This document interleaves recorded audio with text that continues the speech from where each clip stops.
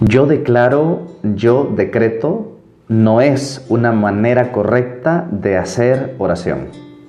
Decretar o declarar no son actitudes que Jesús nos ha enseñado para cuando vayamos a orar. Veamos la Escritura. Primero que todo, recordemos que Jesús sobresale en los Evangelios como un hombre de oración. Jesús ora, por ejemplo, cuando va a tomar una decisión importante, elegir a los 12 apóstoles. Se retira frecuentemente a orar. Aconseja a sus discípulos acerca de la necesidad de orar siempre y en todo lugar. Es más, Jesús enseña a los suyos a orar y les invita, ojo, a no imitar la actitud soberbia de los fariseos, sino más bien dirigirse a Dios con humildad. Y es que la oración de Jesús no es soberbia ni pretenciosa, es ante todo humilde. Y es un signo de reconocimiento de la grandeza de su Dios y Padre, que es también nuestro Dios y nuestro Padre. Es impactante observar cómo Jesús, el Hijo de Dios, siendo Dios Él también, acude a su Padre con esta humildad y reconoce que necesita estar en esa íntima comunión de vida y amor con su Padre. Por otra parte, Jesús invita también a los suyos a la confianza. Nos dice, pidan y recibirán. Pero esta confianza no debe estar reñida con la actitud de humildad que Jesús recomienda a sus discípulos y que identifica su propia oración. Pues por sobre todo está el someterse a la voluntad del Padre.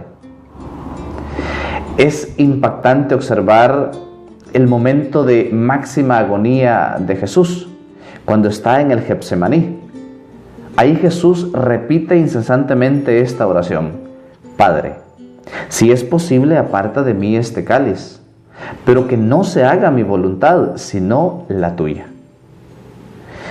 Entonces, si nos detenemos a comparar el estilo de oración de Jesús y que Él recomendó a sus discípulos, si lo comparamos con la actitud de aquellos que, siguiendo modas ajenas a nuestra fe, declaran o decretan, ya sea beneficios materiales o espirituales, prosperidad, curación, etc., nos damos cuenta que están muy alejados de lo que Jesús enseñó a los discípulos, que enseñó con su mismo ejemplo de humildad y sometimiento a la voluntad de su Padre.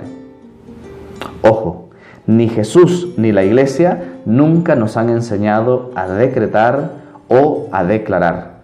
Es más, la Iglesia en sus oraciones litúrgicas se dirige al Señor en actitud de súplica, tal como lo observamos en las oraciones de la Santa Misa, en los sacramentos o en la liturgia de las horas.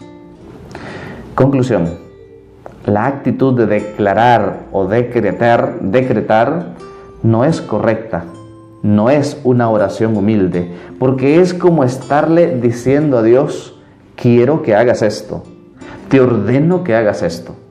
Y esa no es una actitud en la oración.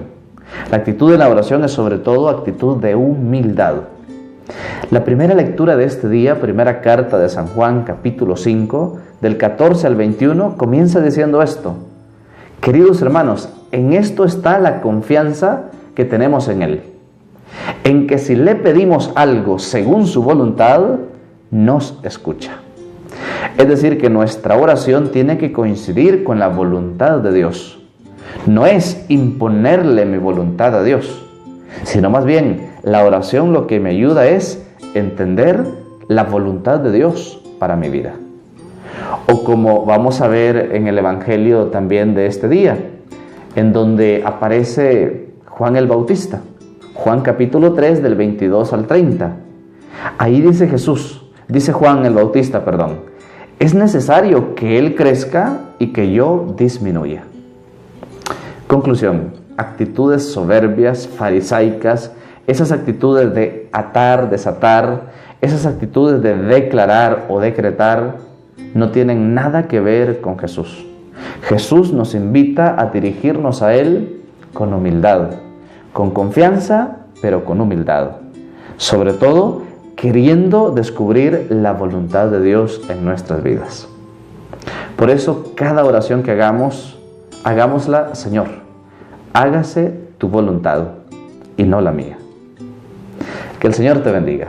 En el nombre del Padre, del Hijo y del Espíritu Santo. Amén. Que tengas un excelente día. Soy el Padre Sam.